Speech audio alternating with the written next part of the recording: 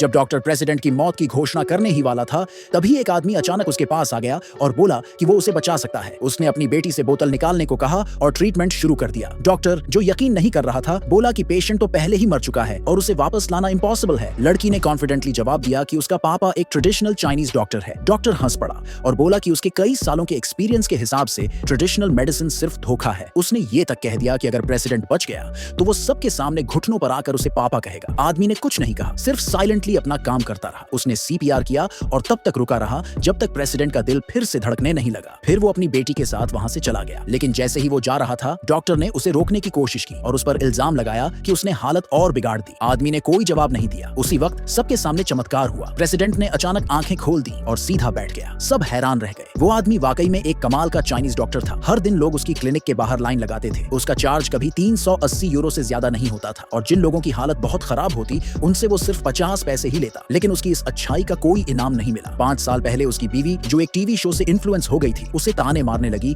कि वो एक फेल इंसान है और अपने हर्ब से फैमिली का खर्च नहीं चला सकता। फिर वो उसे और उनकी बेटी को छोड़कर अपने पहले प्यार के पास वापस चली गई। सबसे ज्यादा चौंकाने वाली बात तो ये थी कि जब उस औरत ने देखा कि उस आदमी की दुकान बहुत सक्सेसफुल हो गई है, तो उसने उसे बर्बाद करने की कोशिश की। उसने बीमार होने का नाटक किया ताकि वो उसे ट्रीट करे। बेटी की रिक्वेस्ट और औरत के माफीनामे के आगे आदमी मान गया और ट्रीटमेंट करने लगा। लेकिन उस चालाक औरत ने मौका मिलते ही उस पर इलीगल तरीके से इलाज करने का इल्जाम लगा दिया। उसने अपने एक खरीदे हुए साथी की मदद से उसके खिलाफ पूरा केस तैयार करवाया, जिससे आदमी को अरेस्ट कर लिया गया। इंट्रोगेशन के वक्त अफसर हैरान रह गए। आदमी ने बताया कि उसने 168 मरीजों का इलाज किया है और टोटल 4.5 मिलियन यूरो कमाए, लेकिन फिर भी उसके ऊपर 9 लाख यूरो की कर्ज है। अफसरों को शक हुआ कि वो झूठ बोल रहा है। इतना पैसा आने के बाद घाटा कैसे हो सकता है? लेकिन ये सब सच था। उसने 6 लाख यूरो से ज्यादा रिसर्च और डेवलपमेंट में इन्वेस्ट किए थे और हर ट्रीटमेंट का खर्च ही 2000 यूरो से ऊपर था। बाकी के खर्चे मिलाकर उसका नुकसान समझ आ गया। आखिर में अफसरों ने उस पर यकीन किया और उससे कहा कि वो अपनी बेल भरने के लिए किसी को बुलाए। उसी दौरान प्रेसिडेंट की सेक्रेटरी को उसके बारे में पता चला। जब प्रेसिडेंट को मालूम पड़ा कि उसी ने उसकी जान बचाई थी और अब वो जेल में है, तो वो तुरंत जेल पहुंच गया और सेक्रेटरी को कहा कि पूरा सच सामने लाओ। जांच में पता चला कि उस आदमी की एक्स वाइफ को एक राइवल ग्रुप ने पैसे देकर उसे फंसाने के लिए भेजा था। वो ग्रुप उसके ट्रीटमेंट्स का सीक्रेट हथियाना चाहता था। उन्होंने झूठे पेशेंट्स भेजे जो उसे परेशान करते रहे। लेकिन प्रेसिडेंट ये सब नहीं सहने वाला था। उसने तुरंत उस आदमी को बेल पर छुड़वाया